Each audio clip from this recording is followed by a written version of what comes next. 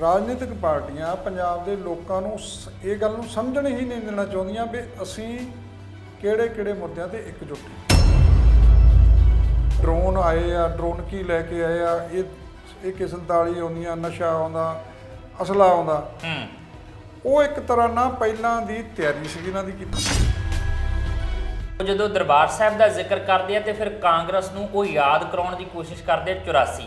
ਇਹ ਸਿੱਧਾ ਨਿਸ਼ਾਨਾ ਵਹਿੰਦੇ ਕਿ ਉਦੋਂ ਵੀ ਤੁਸੀਂ ਕੀਤਾ ਸੀ, ਹੁਣ ਵੀ ਤੁਹਾਡਾ ਕਰਕੇ ਹੀ ਇਹ ਸਾਰਾ ਕੁਝ ਹੋਏਗਾ। ਕਿਉਂਕਿ ਇਹ ਜਿਹੜਾ ਦੋਗਲਾਪਨ ਆ ਸਾਡੇ ਲੀਡਰਾਂ ਦਾ, ਇਸ ਦੋਗਲੇਪਨ ਨੇ ਇਸ ਦੇਸ਼ ਦਾ ਬੇੜਾ ਗਰਕ ਕਰਕੇ ਰੱਖਤਾ। ਕੇਂਦਰ ਕੀ ਕਰਦਾ ਉਹਦੀ ਨੀਤੀ ਸਪਸ਼ਟ ਹੋ ਗਈ ਆ। ਉਹ ਤਾਂ ਕਹਿੰਦਾ ਜਿਹੜੀ ਚੀਜ਼ ਮੈਂ ਕਰਨੀ ਆ ਉਹ ਕਰਨੀ ਆ, ਜਿਹੜਾ ਇੱਕ ਵਾਰੀ ਕਹਿਤਾ ਮੂੰਹੋਂ ਕੱਢ ਦਿੱਤਾ ਲਫ਼ਜ਼ ਉਹ ਪੂਰਾ ਹੋਊਗਾ। ਸਤਿ ਸ਼੍ਰੀ ਅਕਾਲ, ਮੈਂ ਹਾਂ ਜਸਵੀਰ ਤੇ ਟੀਵੀ ਪੰਜਾਬ ਦੇ ਪ੍ਰੋਗਰਾਮ ਪੰਜਾਬ ਨਾਓ 'ਚ ਤੁਹਾਡਾ ਸਵਾਗਤ ਹੈ। ਪੰਜਾਬ ਦੀ ਸਿਆਸਤ ਦੇ ਵਿੱਚ ਇਸ ਸਮੇਂ ਸਭ ਤੋਂ ਵੱਧ ਚਰਚਿਤ ਵਿਸ਼ਾ BSF ਦਾ ਅਧਿਕਾਰ ਖੇਤਰ, ਮੌਜੂਦਾ ਸੂਬਾ ਸਰਕਾਰ ਤੇ ਉਹਦੇ ਵੱਲੋਂ ਚੁੱਕੇ ਜਾ ਰਹੇ ਕਦਮ ਤੇ ਉਹਨਾਂ ਦੇ ਉੱਤੇ ਵਿਰੋਧੀ ਪਾਰਟੀਆਂ ਦੀ ਟੀਕਾ ਟਿੱਪਣੀ।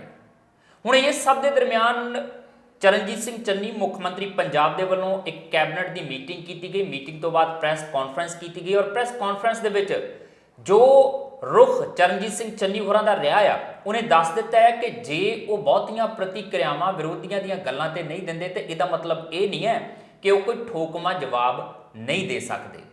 ਔਰ ਇਹ ਸੰਕੇਤ ਕੱਲਾ ਸੰਕੇਤ ਮਾਤਰ ਨਹੀਂ ਹੈ, ਸਿੱਧਾ ਹੱਲਾ ਜਿਸ ਤਰੀਕੇ ਨਾਲ ਸੁਖਬੀਰ ਬਾਦਲ ਹੋਰਾਂ ਦੇ ਉੱਤੇ ਬੋਲਿਆ, ਉਹਨੇ ਵੀ ਦੱਸ ਦਿੱਤਾ ਹੈ ਕਿ ਚਰਨਜੀਤ ਸਿੰਘ ਚੰਨੀ ਵੀ ਤਿੱਖੀ ਪ੍ਰਤੀਕਿਰਿਆ ਦੇ ਸਕਦੇ ਆ। ਸੁਖਬੀਰ ਬਾਦਲ ਦੇ ਉਸ ਬਿਆਨ ਤੇ ਉਹਨਾਂ ਨੇ ਟਿੱਪਣੀ ਕੀਤੀ ਹੈ ਕਿ ਜੇ ਅਧਿਕਾਰ ਖੇਤਰ 50 ਕਿਲੋਮੀਟਰ ਦਾ ਹੋ ਗਿਆ ਤੇ BSF ਕਿਸੇ ਸਮੇਂ ਵੀ ਦੁਰਗਿਆਣਾ ਮੰਦਿਰ ਜਾਂ ਸ਼੍ਰੀ ਦਰਬਾਰ ਸਾਹਿਬ ਦੇ ਅੰਦਰ ਵੜ ਸਕਦੀ ਹੈ। ਉਹ ਕਹਿੰਦੇ ਇਦਾਂ ਦੀਆਂ ਬਿਆਨਬਾਜ਼ੀਆਂ ਕਰਕੇ ਭੜਕਾਹਟ ਪੈਦਾ ਕਰਨ ਦੀ ਕੋਸ਼ਿਸ਼ ਨਾ ਕੀਤੀ ਜਾਵੇ। ਇਹਦੇ ਤੋਂ ਇਲਾਵਾ ਕੁਝ ਹੋਰ ਫੈਸਲੇ ਵੀ ਲਏ, ਆਪਾਂ ਉਹਨਾਂ ਦੇ ਉੱਤੇ ਵੀ ਚਰਚਾ ਕਰਾਂਗੇ। ਮੇਰੇ ਨਾਲ ਮੌਜੂਦ ਨੇ ਸੀਨੀਅਰ ਪੱਤਰਕਾਰ ਪਾਲ ਸਿੰਘ ਨੌਲੀ ਜੀ। ਨੌਲੀ ਸਾਹਿਬ, ਸਭ ਤੋਂ ਪਹਿਲਾਂ ਤਾਂ ਜੀ ਆਇਆਂ। ਸਤਿ ਸ਼੍ਰੀ ਅਕਾਲ ਜੀ। ਨੌਲੀ ਸਾਹਿਬ, ਚੰਨੀ ਹੋਰਾਂ ਦੀ ਕੈਬਨਿਟ ਮੀਟਿੰਗ ਦੇ ਵਿੱਚ ਲੋਕਾਂ ਲਈ ਬਹੁਤ ਸਾਰੇ ਫੈਸਲੇ ਵੀ ਕੀਤੇ ਆ, ਉਹ ਕਰਨੇ ਵੀ ਆ ਹੁਣ, ਕਿਉਂਕਿ ਚੁਣਾਵੀ ਦੌਰ ਆ ਤੇ ਬੜਾ ਕੁਝ ਵੰਡਿਆ ਜਾਣਾ, ਗੱਫੇ ਦਿੱਤੇ ਜਾਣੇ। ਉਹਨਾਂ ਨੇ ਕਹਿ ਵੀ ਦਿੱਤਾ ਕਿ ਖਜ਼ਾਨਾ ਖਾਲੀ ਨਹੀਂ ਹੁੰਦਾ ਕਦੀ ਸਰਕਾਰਾਂ ਦਾ। ਉਹੀ ਇਹ ਸਰਕਾਰ ਆ ਜਿਹਦੇ ਵਿੱਤ ਮੰਤਰੀ ਕਹਿੰਦੇ ਰਹੇ ਕਿ ਖਜ਼ਾਨਾ ਖਾਲੀ ਹੈ। ਸੋ ਪਾਣੀ ਦੇ ਬਿੱਲ ਸ਼ਹਿਰੀ ਹਲਕੇ ਦੇ ਲੋਕਾਂ ਦੇ ਉਹ ਮਾਫ ਕੀਤੇ ਆ, ਨਾਲ ਹੋਰ ਬੜਾ ਕੁਝ ਉਹਨਾਂ ਨੇ ਐਲਾਨ ਕੀਤਾ। ਪਰ ਸਭ ਤੋਂ ਮਹੱਤਵਪੂਰਨ BSF ਦੇ ਅਧਿਕਾਰ ਖੇਤਰ ਦਾ ਕਰਕੇ ਜਿਹੜਾ ਉਹਨਾਂ ਤੇ ਨਿਸ਼ਾਨੇ ਬੰਨੇ ਜਾ ਰਹੇ ਸੀਗੇ ਕਿ ਉਹ ਮਿਲ ਕੇ ਆਏ ਆ ਪ੍ਰਧਾਨ ਮੰਤਰੀ ਨੂੰ ਤੇ ਗ੍ਰਹਿ ਮੰਤਰੀ ਨੂੰ, ਤਾਂ ਕਰਕੇ ਇਹ ਸਾਰਾ ਕੁਝ ਹੋਇਆ। ਤੇ ਉਹਦੇ ਉੱਤੇ ਜਿਹੜੀ ਪ੍ਰਤੀਕਿਰਿਆ ਦਿੱਤੀ, ਉਹ ਕਹਿੰਦੇ ਸਰਬ ਪਾਰਟੀ ਮੀਟਿੰਗ ਬੁਲਾਵਾਂਗੇ ਤੇ ਫਿਰ ਉਹਦੇ ਵਿੱਚ ਜਿਹੜਾ ਉਹ ਸਾਰੀ ਚਰਚਾ ਕਰਾਂਗੇ ਕਿ ਅਗਲਾ ਕਦਮ ਕੀ ਹੋਏਗਾ। ਜਿਹੜੀਆਂ ਉਹਨਾਂ ਦੇ ਉੱਤੇ ਟਿੱਪਣੀਆਂ ਕੀਤੀਆਂ ਜਾ ਰਹੀਆਂ ਸੀਗੀਆਂ, ਜਿਹੜਾ ਤੋੜਾ ਝਾੜਿਆ ਜਾ ਰਿਹਾ ਸੀ ਚਰਨਜੀਤ ਸਿੰਘ ਚੰਨੀ ਤੇ, ਲੱਗਦਾ ਹੈ ਕਿ ਉਹਦਾ ਮੋੜਵਾਂ ਜਵਾਬ ਮੰਨਿਆ ਜਾਵੇ ਇਸ ਸਰਬ ਪਾਰਟੀ ਮੀਟਿੰਗ ਨੂੰ। ਜਸਵੀਰ ਜੀ, ਉੱਦਾਂ ਜੇ ਦੇਖਿਆ ਜਾਵੇ ਤਾਂ ਇਹ ਜਿਹੜੀ ਜਿੱਦਾਂ ਦੇ ਹਾਲਾਤ ਬਣ ਗਏ ਹੋਏ ਸੀ ਜਦੋਂ ਇਹ ਫੈਸਲਾ ਆਇਆ ਸੀ ਨੋਟੀਫਿਕੇਸ਼ਨ ਦਾ ਵੀ 50 ਕਿਲੋਮੀਟਰ ਤੱਕ ਜਿਹੜੀ ਆ BSF ਉਹ ਜਾ ਸਕਦੀ ਅੰਦਰ ਤੋਂ। ਦੇਖੋ, ਇਹ ਇੱਕ ਤਰ੍ਹਾਂ ਦੇ ਨਾਲ ਜਿਹੜਾ ਸੰਘਵਾਦ ਹੈਗਾ, ਆਪਣਾ ਫੈਡਰਲ ਢਾਂਚਾ ਹੈਗਾ, ਉਹਦੇ ਤੇ ਸਿੱਧਾ ਹਮਲਾ ਹੈ ਜੀ। ਤੁਸੀਂ ਯਾਨੀ ਕਿ ਬਿਨਾਂ ਸਲਾਹ ਕੀਤੇ ਆ, ਯਾਨੀ ਕਿ ਸਟੇਟ ਦੀ ਕੰਸੈਂਟ ਲਿਆ, ਜਿਹਨੂੰ ਹੁਣ ਵਿਰੋਧੀ ਤਰ੍ਹਾਂ ਇਹ ਕਹਿ ਰਹੀਆਂ ਵੀ ਮੁੱਖ ਮੰਤਰੀ ਸਾਹਿਬ ਕਹਿ ਕੇ ਆਏ ਆ ਵੀ ਕਰ ਦਿਓ। ਹੁਣ ਉਹਨਾਂ ਨੇ ਆਪਣੀ ਫੇਸਬੁੱਕ ਤੇ ਵੀ ਇਹ ਗੱਲ ਪਾਈ ਹੋਈ ਸੀਗੀ ਜੀ, ਜਦੋਂ ਅਮਿਤ ਸ਼ਾਹ ਨਾਲ ਉਹਨਾਂ ਦੀ ਮੀਟਿੰਗ ਹੁੰਦੀ ਆ ਤੇ ਉਹ ਇਸ ਬਾਰਡਰ ਨੂੰ ਸਖਤ ਤਰੀਕੇ ਨਾਲ ਸੀਲ ਕਰਨ ਦੀ ਵਕਾਲਤ ਕਰ ਰਿਹਾ ਜੀ। ਉਹ ਜਿਹੜੀ ਵਕਾਲਤ ਕਰ ਰਹੇ ਆ, ਭਾਵੇਂ ਸ਼ਬਦ ਉਹਨਾਂ ਦੇ ਇਦਾਂ ਦੇ ਹੋਣ, ਅਸਲ ਵਿੱਚ ਉਹ ਇੱਕ ਤਰ੍ਹਾਂ ਨਾਲ ਸਹਿਮਤੀ ਹੈ ਜੀ ਵੀ ਤੁਸੀਂ ਕਰ ਦਿਓ ਜੋ ਕਰਨਾ।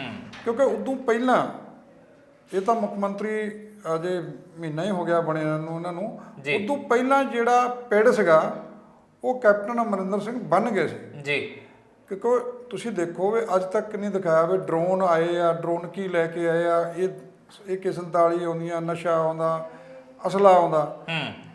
ਉਹ ਇੱਕ ਤਰ੍ਹਾਂ ਨਾਲ ਪਹਿਲਾਂ ਦੀ ਤਿਆਰੀ ਸੀ ਇਹਨਾਂ ਦੀ ਕੀਤੀ। ਜਦੋਂ ਵੀ ਕਿਉਂਕਿ ਵੱਡੇ ਕੰਮ ਕਰਨੇ ਹੁੰਦੇ ਆ, ਉਹਦੀ ਤਿਆਰੀ ਵੀ ਐਡਵਾਂਸ ਵਿੱਚ ਹੀ ਕੇਂਦਰ ਜਿਹੜਾ ਉਹ ਕਰਨ ਲੱਗ ਜਾਂਦਾ, ਹਾਲਾਂਕਿ ਜਦੋਂ ਗੁੱਝਾ ਹਮਲਾ ਕਰਨਾ ਹੁੰਦਾ ਜੀ। ਇਹ ਇੱਕ ਤਰ੍ਹਾਂ ਨਾਲ ਉਸ ਵੇਲੇ ਹਮਲਾ ਹੋਇਆ ਜਦੋਂ ਸਾਰੀਆਂ ਧਿਰਾਂ ਕੇਂਦਰ ਦੇ ਨਾਲ ਲੜਾਈ ਲੈ ਰਹੀਆਂ। ਸਮੁੱਚੇ ਦੇਸ਼ ਦੇ ਵਿੱਚ ਕੇਂਦਰ ਦੇ ਵਿਰੁੱਧ ਮਾਹੌਲ ਬਣਿਆ ਹੋਇਆ ਜੀ।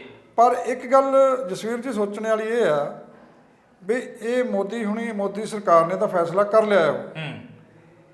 ਇਦੋਂ ਪਹਿਲਾਂ ਜਦੋਂ ਕਾਂਗਰਸ ਦੀ ਯੂਏਪੀ ਸਰਕਾਰ ਸੀ ਸੈਂਟਰ ਦੇ ਵਿੱਚ ਜੀ, ਗ੍ਰਹਿ ਮੰਤਰੀ ਉਦੋਂ ਪੀ ਚਿਦੰਬਰਮ ਸੀਗੇ, ਉਹਨਾਂ ਨੇ ਵੀ 2012 ਦੇ ਵਿੱਚ ਇਹ ਗੱਲ ਨੂੰ ਲਿਆਂਦਾ ਸੀ ਜੀ ਬਈ ਇਹਦਾ ਜਿਹੜਾ ਅਧਿਕਾਰ ਖੇਤਰ ਆ BSF ਦਾ ਉਹ ਵਧਾਇਆ ਜਾਵੇ, ਇਹਨਾਂ ਨੂੰ ਤਲਾਸ਼ੀ ਲੈਣ ਦਾ ਯਾਨੀ ਕਿ ਦਿੱਤਾ ਜਾਵੇ ਹੱਕ ਹਕੂਕ। ਅਸਲ ਵਿੱਚ ਜਿਹੜਾ ਸੀਗਾ ਵੀ ਉਹ ਸੈਂਟਰ ਜਿਹੜਾ ਉਹ ਪੰਜਾਬ ਨੂੰ ਖਾਸ ਕਰਕੇ ਜੀ ਹਰ ਹੀਲਾ ਵਰਤ ਕੇ ਉਹ ਇਹਨੂੰ ਕਾਬੂ ਕਰਨਾ ਚਾਹੁੰਦਾ। ਇਹ ਹੁਣ ਜਿਹੜਾ ਡੰਡਾ ਹੈਗਾ ਇਹਨਾਂ ਦੇ ਹੱਥ ਆ ਗਿਆ ਹੈਗਾ ਤੇ ਉਹਨਾਂ ਨੇ ਇਹਨੂੰ ਛੇਤੀ ਵਰਤ ਲਿਆ ਹੈਗਾ। ਤੁਸੀਂ ਦੇਖੋ ਵੀ ਜਿੰਨੇ ਫੈਸਲੇ ਵੀ ਮੋਦੀ ਸਰਕਾਰ ਕਰ ਰਹੀ ਆ ਜੀ ਉਹਨਾਂ ਵਿੱਚ ਉਹ ਦੇਰ ਨਹੀਂ ਲਾ ਰਹੇ। ਜਿਹੜਾ ਖਾਸ ਕਰਕੇ ਉਹਨਾਂ ਦੀ ਦੂਜੀ ਟਨਿਓਰ ਚੱਲ ਰਹੀ ਹੈ 2019 ਤੋਂ, ਉਹਨਾਂ ਦੇ ਪਹਿਲੇ 6 ਮਹੀਨਿਆਂ ਦਾ ਜੇ ਤੁਸੀਂ ਪੜਚੋਲ ਕਰਕੇ ਦੇਖੋਗੇ ਤੇ ਸਭ ਤੋਂ ਸਖਤ ਫੈਸਲੇ ਜਿਹਨੂੰ ਤੁਸੀਂ ਸੋਚ ਵੀ ਨਹੀਂ ਸਕਦੇ ਉਹ ਉਹਨਾਂ ਨੇ ਲੈ ਕੇ ਆਂਦੇ। ਬਿਲਕੁਲ। ਜੰਮੂ ਕਸ਼ਮੀਰ ਨੂੰ ਉਹਨਾਂ ਨੇ ਉਹਦੇ ਵਿੱਚ ਤੋੜਿਆ, 3 ਤਲਾਕ ਦਾ ਰਾਮ ਮੰਦਿਰ ਵਾਲਾ ਮਾਮਲਾ ਵੀ ਉਹਦੇ ਵਿੱਚ ਲਿਆਂਦਾ ਹੈਗਾ। ਫਿਰ ਆ ਜਿਹੜਾ ਖੇਤੀ ਬਿੱਲਾਂ ਵਾਲਾ ਜਿਹੜਾ ਹੈਗਾ ਤੇ ਤੁਸੀਂ ਇਹ ਦੇਖੋ ਵੀ ਇਹਦੀ ਤਿਆਰੀ ਕੀਤੀ ਜਾ ਰਹੀ ਸੀਗੀ ਬਈ ਕੇਂਦਰ ਸਰਕਾਰ ਜਦੋਂ ਅੱਧਾ ਪੰਜਾਬ ਉਹਦੇ ਕਬਜ਼ੇ 'ਚ ਆ ਗਿਆ ਤੇ ਉਹਨੇ ਅਸਲ ਵਿੱਚ ਉੱਦਾਂ ਤਾਂ ਜਿਹੜੀ ਸੀਗੀ ਇਹ ਸੱਤਾ ਹਾਸਲ ਨਹੀਂ ਸੀ ਕਰ ਸਕਦਾ। BSF ਰਾਹੀਂ ਜਿਹੜੀਆਂ ਏਜੰਸੀਆਂ ਰਾਹੀਂ ਉਹ ਆਪਣਾ ਕੰਟਰੋਲ ਵਧਾ ਰਿਹਾ। ਇਹਨਾਂ ਗੜਬੜ ਵਾਲੇ ਹਾਲਾਤ ਪੈਦਾ ਹੋਣੇ ਹੀ ਹੋਣੇ ਆ। ਜਿਹੜੀ ਹੁਣ ਮੁੱਖ ਮੰਤਰੀ ਚਰਨਜੀਤ ਸਿੰਘ ਚੰਨੀ ਹੁਣੀ ਹੁਣ ਬੁਲਾਈ ਆ ਮੀਟਿੰਗ ਸਰਪਾ ਦੀ ਕਹਿ ਰਿਹਾ ਗੱਲ ਹੈਗੇ, ਅਸਲ ਵਿੱਚ ਇਹ ਉਦੋਂ ਹੀ ਹੰਗਾਮੀ ਮੀਟਿੰਗ ਸੱਦਣੀ ਚਾਹੀਦੀ ਸੀ ਵੀ ਪੰਜਾਬ ਦੇ ਹਾਲਾਤ ਜਿਹੜੇ ਆ ਉਹ ਕੇਂਦਰ ਦੀ ਨੀਅਤ ਕੀ ਆ ਤੇ ਕਿੱਧਰ ਨੂੰ ਲੈ ਕੇ ਜਾਣਾ ਚਾਹੁੰਦਾ ਹੈਗਾ। ਇਹਦੇ ਤੇ ਇਕਜੁੱਟਤਾ ਹਾਲਾਂਕਿ ਵਿਰੋਧ ਵਿੱਚ ਪ੍ਰਗਟਾਈ ਹੈ ਸਾਰਿਆਂ ਨੇ ਜੀ। ਚੰਨੀ ਹੁਣਾਂ ਦਾ ਵੀ ਜਿਹੜਾ ਟਵੀਟ ਆਇਆ ਉਹ ਇਸੇ ਸੰਦਰਭ ਦੇ ਵਿੱਚ ਆਇਆ, ਪਰ ਜੋ ਗੱਲ ਅੰਦਰ ਹੋ ਗਈ ਆ ਜਿੱਦਾਂ ਦੀ ਉਹਦੀ ਸਹਿਮਤੀ ਦੇ ਆਂਦੀ ਆ ਉਹ ਦਾਗ ਧੋਣ ਦਾ ਯਤਨ ਕੀਤਾ ਜਾ ਰਿਹਾ ਜੀ। ਤੇ ਜਿਹੜੇ ਇਲਜ਼ਾਮ ਇਹ ਲਾ ਰਹੇ ਹੈਗੇ ਆ, ਹਾਲਾਂਕਿ ਵਿਰੋਧੀਆਂ ਦਾ ਕੰਮ ਹੁੰਦਾ ਆ ਇਲਜ਼ਾਮ ਲਾਉਣੇ ਬਿਲਕੁਲ ਤੇ ਦੂਜੀ ਧਿਰ ਨੂੰ ਬਦਨਾਮ ਕਰਨਾ, ਸੱਤਾਧਾਰੀ ਧਿਰ ਨੂੰ। ਪਰ ਇਹ ਗੱਲ ਕਿਸੇ ਹੱਦ ਤੱਕ ਠੀਕ ਹੈਗੀ ਆ ਕਿ ਜਦੋਂ ਤੁਹਾਡੀ BSF 50 ਕਿਲੋਮੀਟਰ ਤੱਕ ਆ ਗਈ, ਉੱਥੇ ਉਹਨਾਂ ਦਾ ਕਹਿਣ ਦਾ ਮਤਲਬ ਇਹੋ ਹੀ ਸੀ ਵੀ ਹਰਿਮੰਦਰ ਸਾਹਿਬ ਤੇ ਦੁਰਗਿਆਣਾ ਮੰਦਿਰ ਵਰਗੇ ਤੀਰਥ ਸਥਾਨ ਜਿਹੜੇ ਆ ਉਹਨਾਂ ਦੇ ਫਿਰ ਸਿੱਧਾ ਨਜ਼ਰ ਦੇ ਵਿੱਚ ਹੇਠ ਆ ਗਏ ਜੀ। ਇਹ ਵੱਡਾ ਭਾਣਾ ਜਾਂ ਜੋ ਜਿੱਦਾਂ ਦੇ ਹਾਲਾਤ ਜਾਂ ਇਹਨੂੰ ਇਹ ਵੀ ਤਾਂ ਕਹਿ ਹੀ ਸਕਦੇ ਆ ਕਿ ਉਹ ਜਦੋਂ ਦਰਬਾਰ ਸਾਹਿਬ ਦਾ ਜ਼ਿਕਰ ਕਰਦੇ ਆ ਤੇ ਫਿਰ ਕਾਂਗਰਸ ਨੂੰ ਉਹ ਯਾਦ ਕਰਾਉਣ ਦੀ ਕੋਸ਼ਿਸ਼ ਕਰਦੇ ਆ 84।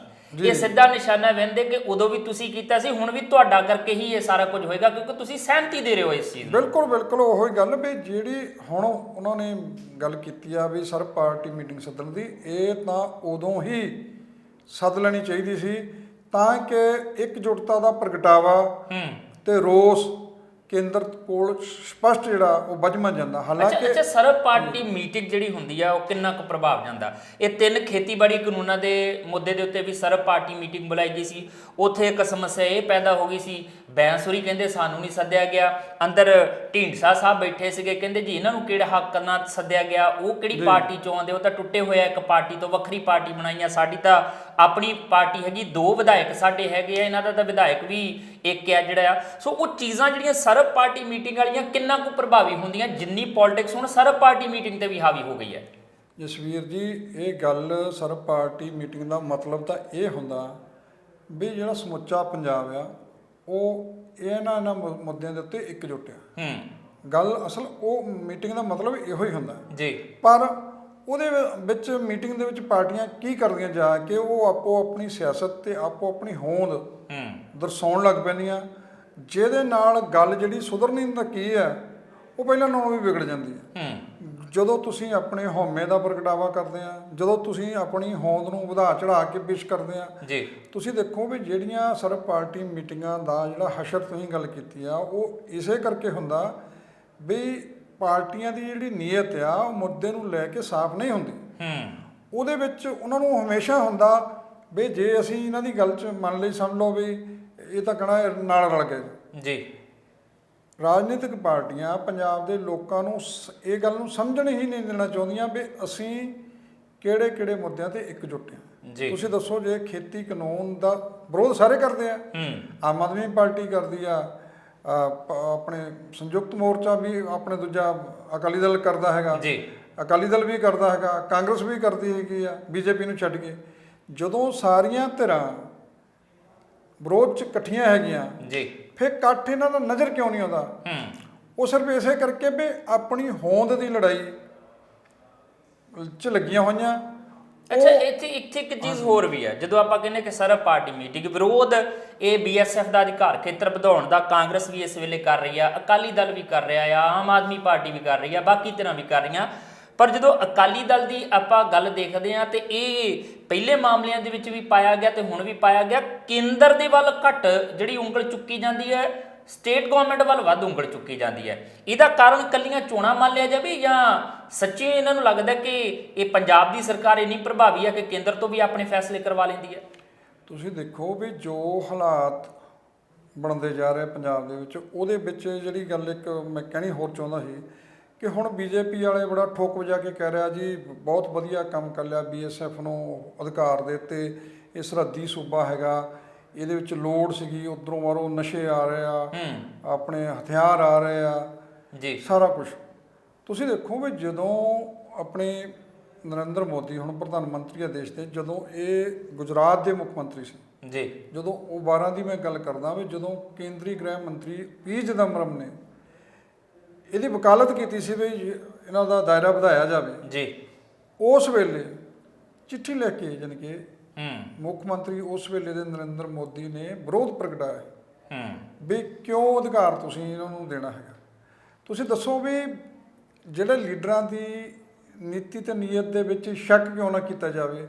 ਤੁਸੀਂ ਮਤਲਬ ਉਦੋਂ ਵੀ ਠੀਕ ਹੈਗੇ ਜਦੋਂ ਵਿਰੋਧ ਪ੍ਰਗਟਾਉਂਦੇ ਆ, MSP ਨੂੰ ਲੈ ਕੇ ਵੀ ਤਾਂ ਇਦਾਂ ਹੀ ਸੀ। ਜਦੋਂ ਮੁੱਖ ਮੰਤਰੀ ਸੀ ਉਦੋਂ ਕਹਿੰਦੇ ਕਾਨੂੰਨੀ ਗਰੰਟੀ ਮਿਲਣੀ ਚਾਹੀਦੀ ਆ, ਹੁਣ ਕਹਿੰਦੇ ਅਸੀਂ ਦੇ ਨਹੀਂ ਸਕਦੇ। ਬਿਲਕੁਲ ਉਹੀ ਗੱਲ ਆ ਵੀ ਤੁਸੀਂ ਉਦੋਂ, ਹੁਣ BJP ਦੇ ਲੀਡਰਾਂ ਨੂੰ ਵੀ ਦੱਸਣਾ ਚਾਹੀਦਾ ਵੀ ਤੁਹਾਡਾ ਮੁੱਖ ਮੰਤਰੀ ਉਦੋਂ ਠੀਕ ਸੀਗਾ ਜਾਂ ਪ੍ਰਧਾਨ ਮੰਤਰੀ ਤੁਹਾਡਾ ਹੁਣ ਠੀਕ ਆ ਜੀ। ਇਹ ਜਿਹੜਾ ਦੋਗਲਾਪਨ ਆ ਸਾਡੇ ਲੀਡਰਾਂ ਦਾ, ਇਸ ਦੋਗਲੇਪਨ ਨੇ ਇਸ ਦੇਸ਼ ਦਾ ਬੇੜਾ ਗਰਕ ਕਰਕੇ ਰੱਖਦਾ ਬਈ ਲੋਕਾਂ ਨੂੰ ਸਹੀ ਗੱਲ ਜੀ ਦੇ ਨੇੜੇ ਜਾਣ ਨਹੀਂ ਦਿੰਦੇ।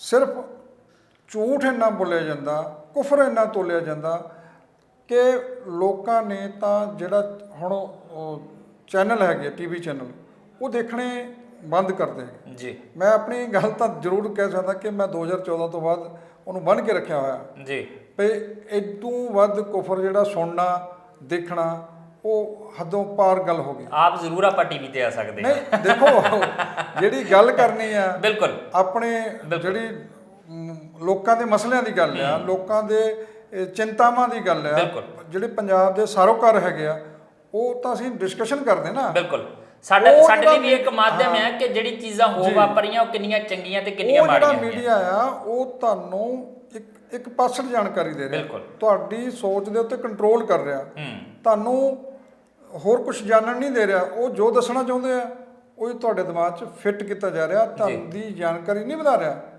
ਤੁਹਾਨੂੰ ਇੱਕ ਪਾਸੜ, ਇੱਕ ਸੋਚ ਵਾਲੇ ਇਨਸਾਨ ਤਾਂ ਨਹੀਂ ਕਹਿ ਸਕਦੇ ਆਪਾਂ, ਹੋਰ ਹੀ ਕੁਝ ਬਣਾ ਰਿਹਾ ਜਾਣੀ ਕਿ। ਅੱਛਾ, ਇੱਕ ਚੀਜ਼ ਹੋਰ ਵੀ ਹੈ ਨੌਲੀ ਸਾਹਿਬ, ਸਰਬ ਪਾਰਟੀ ਮੀਟਿੰਗ ਦੀ ਵੀ ਗੱਲ ਕੀਤੀ ਹੈ ਚਰਨਜੀਤ ਸਿੰਘ ਚੰਨੀ ਹੋਰਾਂ ਨੇ, ਤੇ ਨਾਲ ਇਹ ਵੀ ਕਿਹਾ ਕਿ ਜੇ ਜ਼ਰੂਰਤ ਪਈ ਤੇ ਵਿਸ਼ੇਸ਼ ਇਜਲਾਸ ਵੀ ਵਿਧਾਨ ਸਭਾ ਦਾ ਬੁਲਾਇਆ ਜਾ ਸਕਦਾ। ਸੰਵਿਧਾਨਕ ਤੌਰ ਤੇ ਬਹੁਤ ਸਾਰੀਆਂ ਮਜਬੂਰੀਆਂ ਵੀ ਹੈਗੀਆਂ ਸੂਬਿਆਂ ਦੀਆਂ ਕਿ ਕਈ ਫੈਸਲੇ ਇਦਾਂ ਦੇ ਜਿਹੜੇ ਕੇਂਦਰ ਲੈ ਲੈਂਦਾ, ਤੁਸੀਂ ਚਾਹ ਕੇ ਵੀ ਉਹਨਾਂ ਨੂੰ ਪਲਟ ਨਹੀਂ ਸਕਦੇ, ਜੋ ਮਰਜ਼ੀ ਕਰ ਲਓ। ਹੁਣ ਇਸੇ ਤਰੀਕੇ ਨਾਲ ਇੱਕ ਮਤਾ ਪਹਿਲਾਂ ਵੀ ਪਗਾਇਆ ਜਾ ਚੁੱਕਾ ਹੈ ਖੇਤੀਬਾੜੀ ਕਾਨੂੰਨਾਂ ਦੇ ਖਿਲਾਫ, ਫੇਰ ਮਤਾ ਪਗਾਉਣ ਦੀਆਂ ਵੀ ਚਰਚਾਵਾਂ ਚੱਲਦੀਆਂ ਪਈਆਂ ਨਵੀਂ ਸਰਕਾਰ ਦੇ ਵੱਲੋਂ। ਹੁਣ BSF ਦੇ ਅਧਿਕਾਰ ਖੇਤਰ ਨੂੰ ਲੈ ਕੇ ਵੀ ਜੇ ਕੋਈ ਮਤਾ ਪਗਾ ਲਿਆ ਜਾਂਦਾ ਹੈ ਵਿਧਾਨ ਸਭਾ ਦੇ ਅੰਦਰ, ਤੇ ਤੁਹਾਨੂੰ ਲੱਗਦਾ ਹੈ ਕਿ ਉਹ ਕਾਰਗਰ ਸਾਬਤ ਹੋਏਗਾ ਜਾਂ ਉਹ ਸਰਬ ਪਾਰਟੀ ਮੀਟਿੰਗ ਨਾਲੋਂ ਵੀ ਜ਼ਿਆਦਾ ਕਾਰਗਰ ਹੋਏਗਾ, ਜਾਂ ਸਰਬ ਪਾਰਟੀ ਮੀਟਿੰਗ ਕਰਨ ਦੇ ਨਾਲ ਹੀ ਗੱਲਾਂ ਸਰ ਸਕਦੀਆਂ ਨੇ? ਤੁਸੀਂ ਜਸਵੀਰ ਜੀ, ਜਦੋਂ ਪਹਿਲਾਂ ਉਹ ਖੇਤੀ ਬਿੱਲਾਂ ਦੇ ਵਿਰੋਧ ਵਿੱਚ ਜਿਹੜਾ ਵਿਧਾਨ ਸਭਾ ਨੇ ਕਾਰਵਾਈ ਕੀਤੀ ਸੀ ਜੀ, ਤੁਸੀਂ ਦੇਖੋ ਵੀ ਉਦੋਂ ਰਾਜਪਾਲ ਲਈ ਉਹਦੇ ਤੇ ਕੁੰਡਲੀ ਮਾਰ ਕੇ ਬਹਿ ਗਿਆ ਸੀ, ਵੀਟੋ ਕਰ ਲਈ ਸੀ ਉਹਨਾਂ ਨੇ। ਹਾਂ, ਅੱਗੇ ਹੀ ਨਹੀਂ ਉਹਨੇ ਭੇਜਿਆ, ਜਦ ਕਿ ਉਹਨੇ ਪੰਜਾਬ ਸਰਕਾਰ ਨੂੰ ਜਦ ਕਿ ਹੈੱਡ ਹੈਗਾ ਉਹ ਸੂਬੇ ਦਾ, ਉਹਨੇ ਆਪਣੀ ਕਾਰਵਾਈ ਕਰਕੇ ਕਹਾਂ ਰਾਸ਼ਟਰਪਤੀ ਨੂੰ ਭੇਜਣਾ ਹੁੰਦਾ। ਇੱਥੇ ਯਾਨੀ ਕਿ ਤੁਹਾਡਾ ਪੋਲੀਟੀਕਲ ਜਿਹੜਾ ਹਿੱਤ ਆ ਉਹ ਟਕਰਾਉਂਦਾ। ਫਿਰ ਤੁਸੀਂ ਰਾਜਪਾਲ ਪੰਜਾਬ ਦੇ ਨਹੀਂ, ਤੁਸੀਂ ਬੀਜੇਪੀ ਦੇ ਇੱਕ ਵਰਕਰ ਵਾਂਗੂ ਕੰਮ ਕਰਦੇ ਜੀ, ਕਿਉਂਕਿ ਉਸ ਬੀਜੇਪੀ ਦੀ ਗਵਰਨਮੈਂਟ ਦੇ ਵਿਰੁੱਧ ਜਾਂਦੀ ਹੈ ਗੱਲ, ਇਸ ਕਰਕੇ ਤੁਸੀਂ ਨਹੀਂ ਭੇਜ ਰਹੇ। ਸੰਵਿਧਾਨ ਅਨੁਸਾਰ ਨਹੀਂ ਹੈਗਾ ਉਹ ਜੀ, ਵੀ ਸੰਵਿਧਾਨ ਅਨੁਸਾਰ ਜੇ ਬਿੱਲ ਪੰਜਾਬ ਦੀ ਵਿਧਾਨ ਸਭਾ ਪਾਸ ਕਰਦੀ ਆ ਤੇ ਦਸਤਖਤ ਕਰਕੇ ਤੁਸੀਂ ਉਹਨੂੰ ਭੇਜਣਾ ਹੀ ਹੁੰਦਾ ਜਾਣਗੇ ਜੀ। ਪਰ ਤੁਸੀਂ ਉਹਨੂੰ ਸਿਰਫ ਰਾਜਨੀਤਿਕ ਹਿੱਤਾਂ ਦੀ ਖਾਤਰ ਇੱਕ ਪਾਰਟੀ ਵਰਕਰ ਦੇ ਤੌਰ ਤੇ ਬਜਾਏ ਤੁਸੀਂ ਸੰਵਿਧਾਨਕ ਪਦ ਦਾ ਗਰਿਮਾ ਨੂੰ ਰੱਖਣਾ ਹੁੰਦਾ ਕਾਇਮ, ਉਹਦੀ ਥਾਂ ਤੇ ਤੁਸੀਂ ਆਪਣਾ ਪਾਰਟੀ ਵਰਕਰ ਕਰਦੇ ਆ। ਇਹ ਜਿਹੜੀ ਗੱਲ ਹੁਣ ਤੁਸੀਂ ਕੀਤੀ ਹੈ ਵਿਧਾਨ ਸਭਾ 'ਚ ਜੇ ਪਾਸ ਹੁੰਦਾ ਤੇ ਇਹਦਾ ਮਤਲਬ ਨਿਕਲਦਾ ਵੀ ਕੋਈ ਕਿ ਨਹੀਂ ਨਿਕਲਦਾ। ਜਿਹੜਾ BSF ਦਾ ਹੁਣ ਇੱਕ ਤਰ੍ਹਾਂ ਨਾਲ ਸੰਕਟ ਖੜਾ ਕਰ ਦਿੱਤਾ ਗਿਆ, ਉਹਨੂੰ ਅਧਿਕਾਰ ਖੇਤਰ ਦੇ ਕੇ ਜੀ, ਇਹਦੀਆਂ ਜੜ੍ਹਾਂ ਕਿੱਥੇ ਛੁਪੀਆਂ ਜਾਂ ਇਹ ਕਿਉਂ ਮੁੱਦੇ ਉੱਭਰਦੇ ਨੇ, ਉਹਦਾ ਕਾਰਨ ਇੱਕੋ ਇੱਕ ਨਜ਼ਰ ਆ ਰਿਹਾ ਇਸ ਵੇਲੇ ਕਿ ਲਖੀਮਪੁਰ ਖੀਰੀ ਦੀ ਜਿਹੜੀ ਘਟਨਾ ਵਾਪਰੀ ਹੈ ਜਸਵੀਰ ਜੀ, ਉਸ ਘਟਨਾ ਨੇ ਪੂਰੇ ਮੁਲਕ ਦੇ ਵਿੱਚ ਨਰੇਟਿਵ ਜੀ ਬਦਲ ਦਿੱਤਾ। ਉਹ ਨਰੇਟਿਵ ਇਸ ਵੇਲੇ ਕੇਂਦਰ ਸਰਕਾਰ ਦੇ ਵਿਰੁੱਧ ਖੜਾ ਹੋ ਗਿਆ ਤੇ ਲੋਕਾਂ ਦੇ ਵਿੱਚ ਇਹ ਗੱਲ ਚਲੀ ਗਈ ਹੈ ਜੀ। ਉਸ ਗੱਲ ਨੂੰ ਮੱਧਮ ਪਾਉਣ ਦੇ ਲਈ ਇਹਨਾਂ ਨੇ ਕਿੱਦਾਂ ਦੇ ਹੋਸ਼ੇ ਹੱਥ ਕੰਡੇ ਅਪਣਾਏ ਜਾ ਰਹੇ ਤਾਂ ਕਿ ਉਹ ਘਟਨਾ ਜਿਹੜੀ ਆ ਉਹ ਠੰਡੇ ਵਸਤੇ 'ਚ ਪੈ ਜਾਵੇ ਜਾਂ ਲੋਕ ਉਹ ਘਟ ਜਾਣ ਜਾਂ ਉਹਦਾ ਪ੍ਰਭਾਵ ਘਟ ਜਾਵੇ। ਉਸ ਗੱਲ ਨੂੰ ਘਟਾਉਣ ਦੇ ਲਈ ਆ BSF ਦਾ ਲੈ ਆਂਦਾ, ਉਹ ਸਿੰਘੂ ਬਾਰਡਰ ਦਾ ਵਾਲੀ ਗੱਲ ਆ ਗਈ। ਪਰ ਅੱਜ ਜਿਹੜਾ ਕਿਸਾਨਾਂ ਨੇ ਸੰਯੁਕਤ ਮੋਰਚੇ ਦੇ ਸੱਦੇ ਤੇ ਰੇਲਾਂ ਰੋਕੀਆਂ 10 ਤੋਂ ਲੈ ਕੇ 4 ਵਜੇ ਤੱਕ, ਉਹਨੇ ਫਿਰ ਲਖੀਮਪੁਰ ਦੀ ਘਟਨਾ ਨੂੰ ਫਿਰ ਇੱਕ ਵਾਰੀ ਕੇਂਦਰ ਬਿੰਦੂ 'ਚ ਲੈ ਆਂਦਾ। ਇਹ ਸਾਰਾ ਕੁਝ ਉਸ ਘਟਨਾ ਨੂੰ ਦਬਾਉਣ ਦੇ ਲਈ ਹੱਥ ਕੰਡਿਆ ਬਈ ਤੁਸੀਂ ਸਟੇਟ ਦੀ ਲੋਕਾਂ ਦੀ ਜਿਹੜੀ ਤਾਕਤ ਆ ਉਹ ਹੋਰ ਪਾਸੇ ਲਾਈ ਰੱਖੋ। ਪਰ ਇਹਦੇ ਨਾਲ ਨੌਲੇਜ ਸਾਹਿਬ ਗਲਤੀਆਂ ਦੀ ਸੂਚੀ ਜੇ ਆਪਾਂ ਇਹਨਾਂ ਨੂੰ ਗਲਤੀਆਂ ਮੰਨ ਲਈਏ ਤੇ ਗਲਤੀਆਂ ਦੀ ਸੂਚੀ ਲੰਬੀ ਨਹੀਂ ਕਰ ਰਿਹਾ ਕੇਂਦਰ ਕਿ ਇੱਕ ਚੀਜ਼ ਨੂੰ ਜਿਹੜਾ ਤੁਸੀਂ ਦਬਾਉਣ ਲਈ ਦੂਜੀ ਚੀਜ਼ ਤਿਆਰ ਕਰਦੇ ਹੋ। ਖੇਤੀਬਾੜੀ ਕਾਨੂੰਨ ਨਾਲ ਆਉਂਦਾ ਤੇ ਗਾਂਹ ਚੀਜ਼ਾਂ ਚੱਲਣ ਲੱਗ ਪੈਂਦੀਆਂ ਕਿ ਕੇਂਦਰ ਆਪਣੇ ਹੱਕ ਜਮਾਉਣੇ ਸ਼ੁਰੂ ਕਰ ਦਿੰਦਾ। ਫਿਰ ਉਹਦੇ ਤੋਂ ਬਾਅਦ ਲਖੀਮਪੁਰ ਵਾਪਰਦਾ, ਲਖੀਮਪੁਰ ਵਾਲੀ ਨੂੰ ਜਿਹੜਾ ਦਬਾਉਣ ਦੇ ਲਈ ਫਿਰ ਸਿੰਘੂ ਵਾਲੀ ਵੀ ਕਹਿੰਦੇ ਘਟਨਾ ਕਰਵਾਈ ਗਈ ਹੈ ਏਜੰਸੀਆਂ ਦੇ ਵੱਲੋਂ ਉਹਨੂੰ ਦਬਾਉਣ ਦੀ। ਫਿਰ ਆ BSF ਵਾਲਾ ਜਿਹੜਾ ਪਾਤਾ ਕੱਲ ਜਦੋਂ ਇਹਦੇ ਤੇ ਰੇੜਕਾ ਪਏਗਾ ਕੁਝ ਨਵਾਂ ਘੜਨਾ ਪੈਣਾ। ਇਹਦਾ ਮਤਲਬ ਫਿਰ ਤਾਂ ਤੁਸੀਂ ਗਲਤੀਆਂ ਦੀ ਇੱਕ ਲੰਬੀ ਫਹਿਰਿਸਤ ਆਪਣੇ ਆਪ ਹੀ ਤਿਆਰ ਕਰ ਰਹੇ ਹੋ ਆਪਣੀ। ਦੇਖੋ ਜਸਵੀਰ ਜੀ, ਇਹੋ ਹੀ ਆ ਵੀ ਉਹਨਾਂ ਨੂੰ ਸਮਝਾਵੇ ਹੁਣ ਕਿਹੜਾ। ਕਹਿੰਦੇ ਜੇ ਬੇੜਾ ਹੀ ਕਮਲਾ ਹੋ ਜਾਵੇ ਫਿਰ ਸਮਝਾਵੇ ਕਿਹੜਾ। ਬਿਲਕੁਲ ਉਹ ਹਾਲਾਤ ਕੇਂਦਰ ਦੇ ਇਦਾਂ ਦੇ ਬਣੇ ਹੋਏ ਆ ਵੀ ਉਹ ਦੋਨਾਂ ਨੂੰ ਮੋਦੀ ਤੇ ਸ਼ਾਹ ਜਿਹੜੀ ਜੋੜੀ ਦੇ ਨਾਂ ਤੇ ਮਸ਼ਹੂਰ ਹੋ ਗਈ ਆ ਇਸ ਦੇਸ਼ 'ਚ, ਵੀ ਉਹਨਾਂ ਨੂੰ ਰਾਏ ਕਿਹਨੂੰ ਦੇਣੂਗਾ ਜਾਂ ਉਹ ਸੁਣਦੇ ਕਿਹਦੀ ਹੈ ਗੱਲ। ਪਾਰਟੀ ਵਾਲੇ ਤੁਸੀਂ ਦੇਖੋ ਵੀ BJP ਜਿਹੜੀ ਪਾਰਟੀ ਆ ਉਹਦੀ ਕਿਤੇ ਕੋਈ ਚਰਚਾ ਨਹੀਂ ਹੁੰਦੀ ਵੀ ਪਾਰਟੀ ਨੇ ਆਹ ਕੰਮ ਕੀਤਾ। ਉਹ ਸਿਰਫ ਮੋਦੀ ਤੇ ਸ਼ਾਹ ਕੀ ਕਹਿੰਦੇ ਆ ਜੀ, ਉਹ ਸਿਰਫ ਵਿਅਕਤੀਗਤ ਤੌਰ ਦੇ ਉੱਤੇ ਫੈਸਲੇ ਆ ਵਾਂਗੂ ਦੇਖਦੇ ਆ ਵੀ ਉਹ ਦੋ ਵਿਅਕਤੀ ਜਿਹੜੇ ਆ ਉਹ ਕੀ ਕਰਦੇ ਆ, ਉਹਨੂੰ ਹੀ ਪਾਰਟੀ ਵੀ ਮੰਨ ਰਹੀ ਆ ਤੇ ਥੱਲੇ ਉਹਨੂੰ ਇਦਾਂ ਲਾਗੂ ਕਰ ਰਿਹਾ ਵੀ ਜਿੱਦਾਂ ਇਹ ਸੰਵਿਧਾਨ ਅਨੁਸਾਰ ਹੁਕਮ ਆਇਆ ਹੋਵੇ ਜੀ। ਇਸੇ ਕਰਕੇ ਵੀ ਜਿਹੜੇ ਇਹ ਲੀਡਰ ਆ ਉਹ ਆਪਣੇ ਅਸਲ ਮੁੱਦਿਆਂ ਦੀ ਥਾਂ ਤੋਂ ਤਾਂ ਭਟਕਾ ਰਹੇ ਆ। ਜਿਹੜੀ ਲਿਸਟ ਤੁਸੀਂ ਦੱਸਦੇ ਆ ਵੀ ਲੰਬੀ ਹੁੰਦੀ ਜਾ ਰਹੀ ਆ, ਇਹ ਲੰਬੀ ਹੋਰ ਵੀ ਹੋ ਸਕਦੀ ਆ ਕਿਉਂਕਿ ਜਿਸ ਜਿੱਦ ਦੇ ਉੱਤੇ ਅੜ ਗਏ ਹੋਏ ਆ ਬਈ ਮੰਨਣਾ ਹੀ ਨਹੀਂ ਤਾਂ ਕੋਈ ਇਦਾਂ ਦੀ ਗੱਲ ਨਹੀਂ ਹੁੰਦੀ ਵੀ ਤੁਸੀਂ ਆਪਣੇ ਦੇਸ਼ ਦੇ ਨਾਗਰਿਕਾਂ ਨੂੰ ਜਿਹੜੇ 700 ਦੇ ਕਰੀਬ ਤਾਂ ਜਾਨਾਂ ਵਾਰ ਗਏ ਉੱਥੇ ਇਸ ਅੰਦੋਲਨ ਦੇ ਵਿੱਚ। ਤੁਸੀਂ ਗੱਲ 22 ਜਨਵਰੀ ਦੀ ਗੱਲ ਟੁੱਟੀ ਹੋਈ ਆ ਜੀ ਤੇ ਇੱਕ ਪਾਸੇ ਪ੍ਰਧਾਨ ਮੰਤਰੀ ਕਹਿੰਦੇ ਵੀ ਮੈਂ ਇੱਕ ਫੋਨ ਕਾਲ ਦੀ ਦੂਰੀ ਤੇ ਬੈਠਾ ਹੈਗਾ। ਤੁਸੀਂ ਲਖਨਊ ਜਾ ਸਕਦੇ ਆ। ਵਿਰੋਧੀ ਧਿਰਾਂ ਨੇ ਇਸ ਗੱਲ ਦੇ ਉੱਤੇ ਕੀਤਾ ਵੀ ਤੁਸੀਂ ਕਿਉਂ ਨਹੀਂ ਯਾਨੀ ਕਿ ਸਿੰਘੂ ਬਾਰਡਰ ਜਿਹੜਾ 10 ਕਿਲੋਮੀਟਰ ਤੁਹਾਡੇ ਤੋਂ ਹੈ ਉੱਥੇ ਜਾ ਕੇ ਕਿਸਾਨਾਂ ਦੇ ਦੁੱਖ ਦਰਦ ਸੁਣਦੇ ਜੀ। ਪਾਰਟੀਆਂ ਸਾਰੀਆਂ ਕਹਿ ਰਹੀਆਂ, BJP ਵੀ ਇਹ ਕਹਿੰਦੀ ਥੱਕਦੀ ਨਹੀਂ ਹੈਗੀ। ਜਦੋਂ ਕੋਈ ਘਟਨਾ ਵਾਪਰੀ ਉਹ ਕਹਿੰਦੇ ਜਦੋਂ ਉਹਨਾਂ ਦੇ ਕੱਪੜੇ ਪਾੜ ਜਾਂਦੇ ਆ ਕਹਿੰਦੇ ਨਹੀਂ ਇਹ ਸ਼ਰਾਰਤੀ ਅਨਸਰ ਸੀ। ਹਾਲਾਂਕਿ ਉਹ ਦਾਅਵਾ ਕਰਦੇ ਹੁੰਦੇ ਆ ਅਸੀਂ ਇਸ ਗੱਲ ਦੀ ਹਿੰਸਾ ਨੂੰ ਉਹਦੀ ਸਪੋਰਟ ਨਹੀਂ ਕਰਦੇ। ਬਿਲਕੁਲ। ਉਹ ਘਟਨਾਵਾਂ ਹਿੰਸਾ ਦੀਆਂ ਨਹੀਂ ਹੋਣੀਆਂ ਚਾਹੀਦੀਆਂ ਪਰ ਜਦੋਂ ਵੀ ਤੁਹਾਡੇ ਦੁਆਲੇ ਲੋਕ ਡਾਂਗ ਚੱਕ ਲੈਂਦੇ ਆ, ਫਿਰ ਤੁਸੀਂ ਕਹਿੰਦੇ ਵੀ ਇਹ ਤਾਂ ਸ਼ਰਾਰਤੀ ਅਨਸਰ ਹੈ, ਇਹ ਕਿਸਾਨ ਨਹੀਂ ਹੈਗੇ ਜੀ। ਕਿਸਾਨ ਨੇ ਜੇ ਡਾਂਗ ਚੱਕ ਵੀ ਲਈ ਆ, ਉਹਦੇ ਲਈ ਵੀ ਇਹਨਾਂ ਨੂੰ ਸੋਚਣਾ ਚਾਹੀਦਾ ਵੀ ਇਹ ਹਾਲਾਤ ਪੈਦਾ ਕਰਨ ਲਈ ਜ਼ਿੰਮੇਵਾਰ ਕੌਣ ਹੈ। ਬਿਲਕੁਲ। ਆਖਰ ਕਿਉਂਕਿ ਇੰਨੇ ਚਿਰ ਦਾ ਕਿਸਾਨ ਨੇ ਤਾਂ ਜਿਹੜਾ ਮੋਰਚਾ ਲੱਗਾ ਜੀ ਉਹ ਐਵੇਂ ਨਹੀਂ ਲੱਗਿਆ ਹੈਗਾ। ਇਹ ਜਿਹੜੀ ਤੰਗੀ, ਜਿਹੜੀਆਂ ਹਾਲਾਤਾਂ ਦੇ ਵਿੱਚੋਂ ਉਹ ਲੰਘਦਾ ਤੇ ਸਹਿੰਦਾ ਆ ਰਿਹਾ ਸੀ ਜੀ, ਇਹ ਖੇਤੀ ਬਿੱਲਾਂ ਨੇ ਸਿਖਰ ਕਰ ਦਿੱਤਾ। ਤੇ ਉਹ ਹੁਣ ਮੋਰਚਾ ਲੱਗ ਗਿਆ, ਉਹ ਇੱਕ ਤਰ੍ਹਾਂ ਨਾਲ ਆਰ-ਪਾਰ ਦੀ ਲੜਾਈ ਵਾਲਾ ਸਵਾਲ ਬਣ ਗਿਆ। ਉਹਨੂੰ ਬਦਨਾਮ ਕਰਨ ਦੇ ਲਈ ਕਈ ਤਰ੍ਹਾਂ ਦੇ ਛੜਯੰਤਰ ਰਚੇ ਵੀ ਜਾਂਦੇ ਆ, ਰਚੇ ਜਾਂਦੇ ਰਹਿਣੇ ਵੀ ਹੈ ਜੀ। ਤੇ ਆਪਣੀ ਗਲਤੀ ਨੂੰ ਛੁਪਾਉਣ ਲਈ ਗਲਤੀ ਦਰ ਗਲਤੀ ਹੋਰ ਹੋ ਰਹੀ ਆ। ਇਹਦੇ ਚੱਕਰ ਦੇ ਵਿੱਚ ਹੀ ਫਸਿਆਂ ਨੇ ਜਿਹੜੀ ਇਲੈਕਸ਼ਨਾਂ ਜਿਹੜੀਆਂ ਜੀ। ਤੇ ਫਿਰ ਹਾਲਾਤ ਜਿਹੜੇ ਆ ਜੋ ਜਿੱਦਾਂ ਅੱਕੇ ਹੋਇਆ ਕਿਸਾਨ, ਤੇ ਜੇ ਸਹੀ ਢੰਗ ਨਾਲ ਮਸ਼ੀਨਾਂ ਚੱਲੀਆਂ ਤਾਂ ਫਿਰ ਲੱਗਦਾ ਨਹੀਂ ਵੀ ਪੰਜਾਬ 'ਚੋਂ ਜਿਹੜਾ ਕਮਲ ਆ ਉਹਦਾ ਪੱਤਾ ਵੀ ਤੁਹਾਨੂੰ ਕਿਤੇ ਨਜ਼ਰ ਆ ਜਾਵੇ।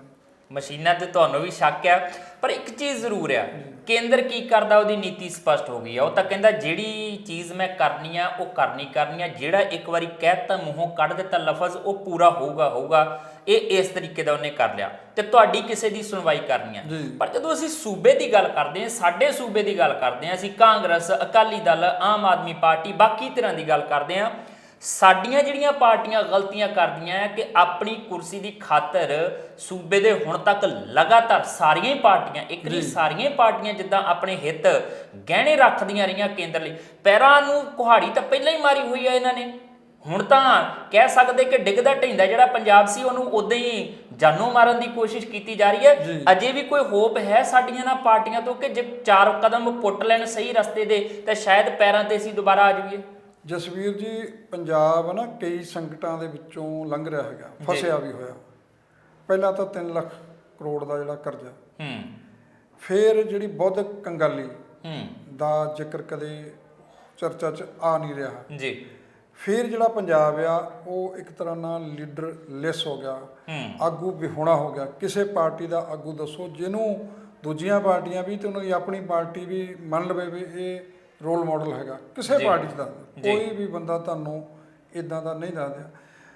ਜਦੋਂ ਸ਼੍ਰੋਮਣੀ ਅਕਾਲੀ ਦਲ ਦੀ ਗੱਲ ਅਸੀਂ ਵਾਰ-ਵਾਰ ਤਾਂ ਕਰਦੇ ਹਾਂ ਵੀ ਇਹੋ ਹੀ ਕਾਂਗਰਸ ਤੋਂ ਬਾਅਦ ਇੱਕੋ ਇੱਕ ਪਾਰਟੀ ਆ ਜਿਹੜੀ 1920 'ਚ ਬਣੀ, ਜਿਹਨੇ ਇੰਨੀਆਂ ਕੁਰਬਾਨੀਆਂ ਕੀਤੀਆਂ। ਇਹਦਾ ਇਤਿਹਾਸ ਲਹੂ ਨਾਲ ਭਿੱਜਿਆ ਹੋਇਆ ਜੀ। ਇੰਨਾ ਸੰਘਰਸ਼ ਇਸ ਪਾਰਟੀ ਨੇ ਕੀਤਾ, ਇੰਨੀਆਂ ਕੁਰਬਾਨੀਆਂ ਦਿੱਤੀਆਂ। ਤੇ ਜਦੋਂ ਜਾਣੀ ਕਿ ਸੂਬਿਆਂ ਦੇ ਅਧਿਕਾਰਾਂ ਦੀ ਗੱਲ ਦਾ ਸਭ ਤੋਂ ਪਹਿਲਾਂ ਮੁੱਦੇ ਨੂੰ ਉਠਾਉਣਾ ਤੇ ਉਹਦੇ ਲਈ ਲੜਨਾ ਤੇ ਮੋਰਚੇ ਲਾਉਣੇ ਜੀ, ਉਹ ਅਕਾਲੀ ਦਲ ਨੇ ਹੀ ਦੂਜੀਆਂ ਪਾਰਟੀਆਂ ਨੂੰ ਸਿਖਾਇਆ ਵੀ ਇੱਦਾਂ ਲੜਾਈਆਂ ਲੜੀਆਂ ਜਾਂਦੀਆਂ। 1973 ਦੇ ਵਿੱਚ ਜਿਹੜੀ ਗੱਲ ਆਪਾਂ ਪਹਿਲਾਂ ਵੀ ਕੀਤੀ ਸੀ, ਅਨੰਦਪੁਰ ਸਾਹਿਬ ਦੇ ਮਤੇ ਤੋਂ ਅਸੀਂ ਵੱਧ ਅਧਿਕਾਰਾਂ ਦੀ ਗੱਲ ਕੀਤੀ ਸੀ। ਉਸ ਅਧਿਕਾਰਾਂ ਨੂੰ ਅਸੀਂ ਛੱਡ ਕੇ 300 ਯੂਨਿਟ ਬਿਜਲੀ ਦਾ ਮੁਫਤ ਦੇਣ ਤੱਕ ਆ ਗਏ। ਹਾਲਾਤ ਇੱਥੇ ਤੱਕ ਪਹੁੰਚ ਗਏ ਜੀ। ਕਿੱਥੇ ਵੱਧ ਅਧਿਕਾਰਾਂ ਦੀ ਗੱਲ, ਤੁਸੀਂ ਲੋਕਾਂ ਨੂੰ ਆਪਣੇ ਤੌਰ ਤੇ ਸਮਰੱਥ ਬਣਾਉਣਾ ਸੀ ਜੀ, ਕਿੱਥੇ ਤੁਸੀਂ ਉਹਨਾਂ ਨੂੰ ਮੁਫਤ ਖੋਰੇ ਬਣਾਤਾ ਵੀ 300 ਯੂਨਿਟ ਤੁਹਾਨੂੰ ਅਸੀਂ ਬਿਜਲੀ ਦੇਵਾਂਗੇ। ਇਹ ਹਾਲਾਤ ਸਾਰੀਆਂ ਪਾਰਟੀਆਂ ਨੇ ਕੀਤੇ ਆ। ਤੁਸੀਂ ਨਵਜੋਤ ਸਿੰਘ ਸਿੱਧੂ ਦੀ ਚਿੱਠੀ ਦੇਖ ਲਓ, ਉਹਦੇ ਵਿੱਚ ਵੀ ਇਹਦਾ ਜ਼ਿਕਰ ਆ। ਪ੍ਰਗਟ ਸਿੰਘ ਦਾ ਬਿਆਨ ਦੇਖ ਲਓ, ਉਹ ਵੀ ਕਹਿੰਦਾ ਵੀ 2-3 ਰੁਪਏ ਬਿਜਲੀ ਦੇ ਯੂਨਿਟ ਜਿਹੜਾ ਘਟਾ ਦੇਵਾਂਗੇ। ਸਿਰਫ ਤੁਹਾਨੂੰ ਅਸਲ ਮੁੱਦਿਆਂ ਤੋਂ ਧਿਆਨ ਲੋਕਾਂ ਦਾ ਹਟਾ ਕੇ ਜਿਹੜੀਆਂ ਸਹੂਲਤਾਂ ਹੈਗੀਆਂ ਟੈਂਪਰੇਰੀ ਜੀ, ਉਧਰ ਨੂੰ ਧੱਕਿਆ ਜਾ ਰਿਹਾ ਤੇ ਤੁਹਾਨੂੰ ਤਾਂ ਉਧਰ ਨੂੰ ਮੋੜਿਆ ਜਾ ਰਿਹਾ, ਤੁਹਾਨੂੰ ਤਾਂ ਉਹਦੀ ਲੋੜ ਮਹਿਸੂਸ ਕਰਾਈ ਜਾ ਰਹੀ। ਜਦੋਂ ਤੁਹਾਡੀ ਜੇਬ 'ਚ ਪੈਸੇ ਨਹੀਂ ਹੈਗੇ ਤਾਂ ਫਿਰ ਤੁਹਾਨੂੰ ਲੱਗਦਾ ਵੀ ਜੇ ਇਹੋ ਹੀ ਸਹੂਲਤ ਸਾਨੂੰ ਮਿਲ ਜਾਵੇ ਸਾਡਾ ਇਹਨਾਂ ਗੁਜ਼ਰ ਬਸਰ ਜਿਹੜਾ ਹੋ ਜਾਣਾ। ਹਾਲਾਤ ਰਾਜਨੀਤਿਕ ਪਾਰਟੀਆਂ ਨੇ ਪੰਜਾਬ ਦੇ ਇੱਥੇ ਲਿਆ ਕੇ ਰੱਖ ਦਿੱਤੇ ਆ। ਉਹ ਤਾਂ ਜਿੰਨਾ ਹੋ ਗਿਆ ਨਾ, ਉਹਨਾਂ ਨੇ ਇੱਥੇ ਲਿਆ ਕੇ ਤਾਂ ਰੱਖ ਦਿੱਤੇ ਆ। ਸਮੱਸਿਆ ਤਾਂ ਇਹ ਹੈ ਕਿ ਕੋਈ ਰਾਹ ਬਚਿਆ ਨਾ, ਸਿਆਸੀ ਪਾਰਟੀਆਂ ਤੋਂ ਕੁਝ ਕਰ ਸਕਦੀਆਂ ਜਾਂ ਨਹੀਂ ਕਰ ਸਕਦੀਆਂ, ਜਾਂ ਇੱਦਾਂ ਹੀ ਸਾਨੂੰ ਰਿੜਕਦੇ ਰਹਿਣਾ ਪਏਗਾ। ਇਹਨਾਂ ਦੇ ਜਿਹੜੀ ਉਹੀ ਮੈਂ ਕਿਹਾ ਵੀ ਬਹੁਤ ਕੰਗਾਲੀ ਪੰਜਾਬ ਦੇ ਚੱਲ ਰਿਹਾ ਤੇ ਲੀਡਰ ਵਿਹੂਣਾ ਪੰਜਾਬ ਹੋਇਆ ਪਿਆ ਜੀ। ਐਡੇ ਸੰਕਟਾਂ ਚੋਂ ਜਿਹੜੀ ਬੇੜੀ ਖੁੱਭੀ ਹੋਈ ਆ, ਮੰਝਧਾਰ ਦੇ ਵਿੱਚ ਫਸੀ ਹੋਈ ਆ, ਉਹਨੂੰ ਕੱਢਣ ਵਾਲਾ ਤੁਸੀਂ ਦੱਸੋ, ਨਿਗਾਹ ਮਾਰ ਕੇ ਦੇਖ ਲਓ ਸਾਰੀਆਂ ਪਾਰਟੀਆਂ 'ਚ ਤੁਹਾਨੂੰ ਲੀਡਰ ਨਜ਼ਰ ਕੋਈ ਆਉਂਦਾ? ਸਾਰਿਆਂ ਦੇ ਸਿਰਫ ਸਾਨੂੰ ਇਦਾਂ ਦੇ ਭਰਮ ਜਾਲ 'ਚ ਫਸਾਇਆ ਹੋਇਆ ਵੀ ਤੁਹਾਨੂੰ ਆਹ ਮੁਫਤ, ਤੁਹਾਨੂੰ ਆਟਾ ਦਾਲ ਮੁਫਤ, ਤੁਹਾਨੂੰ ਬਿਜਲੀ ਦਾ 300 ਯੂਨਿਟ, ਕੋਈ 400 ਕਹੀ ਜਾਂਦਾ, ਕੋਈ 3 ਰੁਪਏ ਯੂਨਿਟ ਕਹੀ ਜਾਂਦਾ। ਸਾਨੂੰ ਛੋਟੀਆਂ ਗੱਲਾਂ 'ਚ ਸਾਨੂੰ ਸਮਰੱਥ ਨਹੀਂ ਬਣਾਇਆ ਜਾਂਦਾ, ਸਾਨੂੰ ਆਪਣੇ ਪੈਰਾਂ 'ਤੇ ਖੜੇ ਹੋਣ ਦੇ ਯੋਗ ਨਹੀਂ ਬਣਾਇਆ ਜਾਂਦਾ। ਕਿਉਂਕਿ ਇਹਨਾਂ ਦੇ ਕੋਲ ਕੋਈ ਵੀ ਵਿਜ਼ਨ ਨਹੀਂ ਹੈਗਾ ਕਿ ਪੰਜਾਬ ਨੂੰ ਬਚਾਉਣਾ ਕਿੱਦਾਂ, ਪੰਜਾਬ ਨੂੰ ਲੁੱਟਣਾ ਕਿੱਦਾਂ। ਉਹ ਸਾਰੀਆਂ ਤਰਕੀਬਾਂ, ਸਾਰੀਆਂ ਸਕੀਮਾਂ ਇਹਨਾਂ ਦੇ ਗਾਂ ਨਿਆਣਿਆਂ ਨੂੰ ਵੀ ਪਤਾ ਵੀ ਕਿੱਥੋਂ ਪੈਸੇ ਬਾਪੂ ਨੂੰ ਲਿਆਉਣੇ ਤੇ ਸਾਹਮਣੇ ਕਿੱਥੇ ਤੇ ਲਾਉਣੇ ਕਿੱਥੇ। ਅੱਛਾ, ਹੁਣ ਇਸ ਸਭ ਤੋਂ ਬਾਅਦ ਜਦੋਂ ਭੜਕ ਨੂੰ ਸਰਬ ਪਾਰਟੀ ਮੀਟਿੰਗ ਹੁੰਦੀ ਹੈ ਜਾਂ ਵਿਧਾਨ ਸਭਾ ਦਾ ਇਜਲਾਸ, ਮੇਰੀ ਗੱਲ ਤਾਂ ਫਿਰ ਉੱਥੇ ਹੀ ਆਣ ਕੇ ਅਟਕ ਜਾਂਦੀ ਹੈ। ਅਸੀਂ ਉਮੀਦ ਰੱਖੀਏ ਕਿ ਇਸ BSF ਦੇ ਅਧਿਕਾਰ ਖੇਤਰ ਵਾਲਾ ਮਾਮਲਾ ਥੋੜਾ ਬਹੁਤਾ ਅੱਗਾ ਪਿੱਛਾ ਕਰਕੇ ਕਿਤੇ ਨਿਬੜਦਾ ਨਜ਼ਰ ਆਏਗਾ, ਜਾਂ ਇਹ ਜਿਹੜੇ ਟਕਰਾਅ ਆ, ਜਿਹੜੀ ਫ੍ਰਿਕਸ਼ਨ ਆ ਦੋਨਾਂ ਧਿਰਾਂ ਦੇ ਦਰਮਿਆਨ, ਸੂਬੇ ਦੇ ਦਰਮਿਆਨ ਤੇ ਕੇਂਦਰ ਦੇ ਦਰਮਿਆਨ, ਇਹ ਫ੍ਰਿਕਸ਼ਨ ਵਧੇਗੀ ਔਰ ਵੱਧਦੀ ਇੱਥੋਂ ਤੱਕ ਜਾਏਗੀ ਕਿ ਆਉਣ ਵਾਲੇ ਦਿਨਾਂ ਦੇ ਵਿੱਚ ਪਹਿਲਾਂ ਅੱਧਾ ਕਹਿੰਦੇ ਆ ਤੇ ਹੌਲੀ ਹੌਲੀ ਕੇਂਦਰ ਜਿੱਦਾਂ ਜੰਮੂ ਕਸ਼ਮੀਰ ਦਾ ਕਹਿੰਦੇ ਕੱਖ ਨਹੀਂ ਰਹਿਣ ਦਿੱਤਾ ਤੇ ਉਦੋਂ ਬਾਅਦ ਅਗਲਾ ਨੰਬਰ ਪੰਜਾਬ ਦਾ ਮੰਨ ਕੇ ਚੱਲੀਏ, ਇਸ ਤੱਕ ਗੱਲ ਪਹੁੰਚੇਗੀ? ਜਾਂ ਤੁਹਾਨੂੰ ਲੱਗਦਾ ਕਿ ਕੋਈ ਨਾ ਕੋਈ ਹੱਲ ਨਿਕਲ ਆਏਗਾ, ਇੱਥੇ ਸਾਰੀਆਂ ਸਿਆਸੀ ਪਾਰਟੀਆਂ ਜਿਹੜੀਆਂ ਉਹ ਇਕਜੁੱਟ ਹੋ ਕੇ ਲੜਨਗੀਆਂ ਤੇ ਪੰਜਾਬ ਦਾ ਹੱਕ ਜਿਹੜਾ ਉਹ ਬਹਾਲ ਰੱਖਿਆ ਜਾਏਗਾ? ਜਸਵੀਰ ਜੀ, ਇਹ ਉਮੀਦ ਬਹੁਤ ਘੱਟ ਲੱਗ ਰਹੀ ਹੈ ਕਿ ਸਾਰੀਆਂ ਪਾਰਟੀਆਂ ਇਕਜੁੱਟ ਹੋ ਕੇ ਲੜਨਗੀਆਂ। ਉੱਥੇ ਫਿਰ ਚੌਧਰ ਦੀ ਆ ਜਾਣੀ ਵੀ ਅਗਵਾਈ ਕੌਣ ਕਰੂੰਗਾ ਲੜਾਈ ਉੱਥੇ, ਕਿਉਂਕਿ ਇਹਨਾਂ ਨੂੰ ਪੰਜਾਬ ਪਿਆਰਾ ਨਹੀਂ ਹੈਗਾ ਜੀ। ਆਪਣੇ ਰਾਜਸੀ ਮਫਾਦ ਜਿਹੜੇ ਹੈਗੇ ਆ ਉਹ ਇਹਨਾਂ ਨੂੰ ਸਭ ਤੋਂ ਵੱਧ ਲੱਗਦੇ ਆ। ਇਹ ਪੰਜਾਬ ਨੂੰ ਲੜਨਾ ਹੀ ਪੈਣਾ। ਜਿੱਦਣ ਜੰਮੂ ਕਸ਼ਮੀਰ ਦੇ ਟੋਟੇ ਕਰ ਦਿੱਤੇ ਸੀਗੇ, ਉਦੋਂ ਬਾਅਦ ਹੀ ਇਹ ਗੱਲ ਆ ਗਈ ਸੀ ਵੀ ਅਗਲਾ ਨੰਬਰ ਪੰਜਾਬ ਦਾ ਲੱਗਣਾ ਜੀ।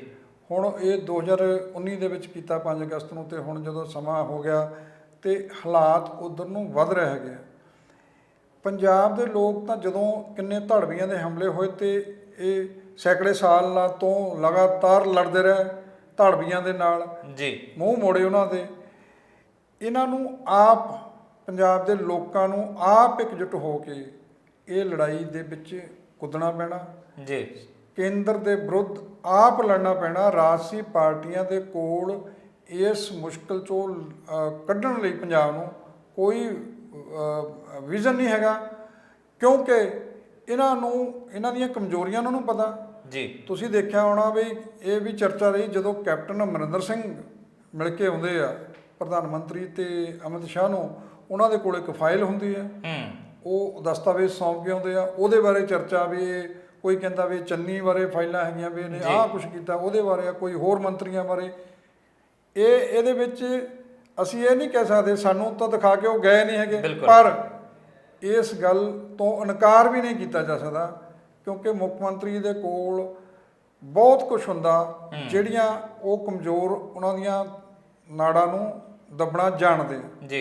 ਇੱਦਾਂ ਸਾਰੀਆਂ ਤਰ੍ਹਾਂ ਜਦੋਂ ਸੱਤਾ 'ਚ ਹੁੰਦੀਆਂ ਉਹ ਕਮਜ਼ੋਰੀਆਂ ਲੱਭ ਕੇ ਰੱਖਦੇ ਆ, ਤਿਆਰ ਕਰਦੇ। ਜਦੋਂ ਉਹ ਵਿਗੜਦਾ ਬੰਦਾ ਜਾਂ ਚੀਂ-ਬੈਂ ਕਰਦਾ ਉਦੋਂ ਫਿਰ ਉਹਨੂੰ ਇੱਕ ਹਥਿਆਰ ਵਜੋਂ ਵਰਤਦੇ ਆ।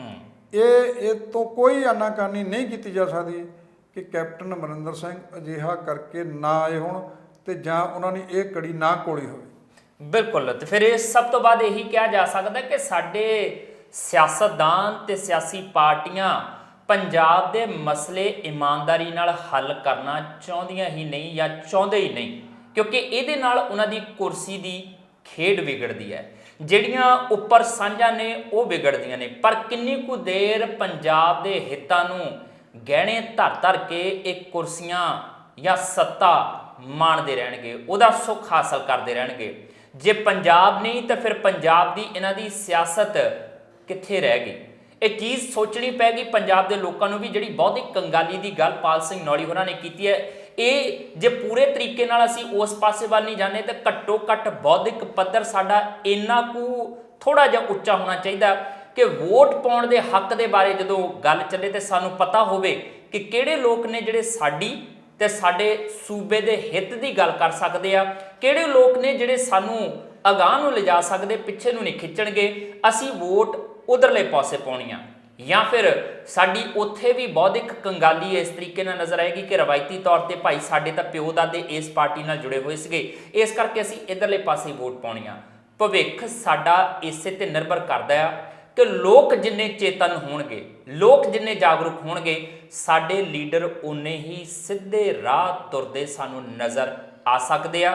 ਵਰਨਾ ਇਹ ਕਹਿੰਦੇ ਆ ਲੋਕਾਂ ਨੂੰ ਕੀ ਪਤਾ ਹੈ, ਚੋਣਾਂ ਦੇ ਦਿਨਾਂ 'ਚ ਅਸੀਂ ਮਾੜਾ ਜਿਹਾ ਚੋਗਾ ਸੁੱਟਦੇ ਆ, ਚੁਗ ਲੈਂਦੇ ਆ। ਚੋਣਾਂ ਦੇ ਦਿਨਾਂ 'ਚ ਜੇ ਪਹਿਲਾਂ ਚੋਗਾ ਨਹੀਂ ਚੁਗਦੇ ਤਾਂ ਕੋਈ ਨਾ ਕੋਈ ਮੁੱਦਾ ਇਦਾਂ ਦਾ ਖੜਾ ਕਰ ਦਿੰਦੇ ਕਿ ਸਾਡੀਆਂ ਕੀਤੀਆਂ ਗਲਤੀਆਂ ਤੇ ਪਰਦੇ ਪੈ ਜਾਂਦੇ ਆ ਤੇ ਫਿਰ ਉਸ ਮੁੱਦੇ ਦੇ ਦੁਆਲੇ ਸਾਰੀ ਚੋਣ ਘੁੰਮਦੀ ਆ। ਇਦਾਂ ਅਸੀਂ ਲੋਕਾਂ ਨੂੰ ਭਰਮਾ ਲੈਂਦੇ ਆ ਤੇ 5 ਸਾਲ ਫਿਰ ਸਾਡੇ ਹੀ ਹੁੰਦੇ ਆ।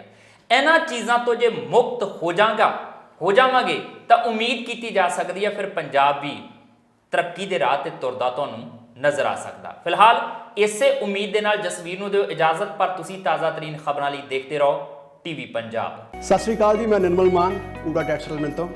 ਇਹ ਤੁਸੀਂ ਵੀਡੀਓ ਦੇਖ ਰਹੇ ਸੀ ਟੀਵੀ ਪੰਜਾਬ ਦੇ ਉੱਤੇ। ਇਹੋ ਜਿਹੇ ਹੋਰ ਜਾਣਕਾਰੀ ਭਰਪੂਰ ਵੀਡੀਓ ਦੇਖਣ ਵਾਸਤੇ ਟੀਵੀ ਪੰਜਾਬ ਦੇ ਚੈਨਲ ਨੂੰ ਸਬਸਕ੍ਰਾਈਬ ਕਰੋ ਤੇ ਨਾਲ ਹੇਠ ਦਿੱਤੇ ਹੋਏ ਬੈਲ ਆਈਕਨ ਦੇ ਬਟਨ ਦਬਾਓ। ਸਤਿ ਸ਼੍ਰੀ ਅਕਾਲ।